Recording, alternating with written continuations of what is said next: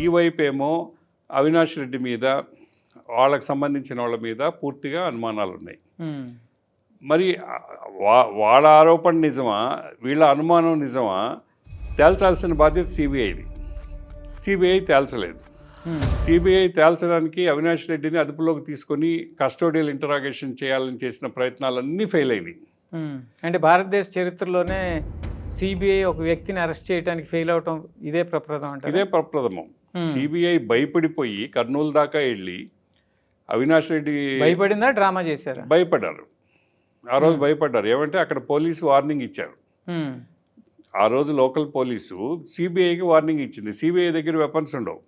అంటే ఈ దేశంలో ఒక జ్యుడిషియరీ, ఒక వ్యవస్థ లేదా మైట్ ఈజ్ రైటా? దేశంలో జ్యుడిషియరీ ఇది జ్యుడిషియరీ దాకా పోకముందు జరిగిన సంగతి ఇది. ఇక్కడ జ్యుడిషియరీ లేదు.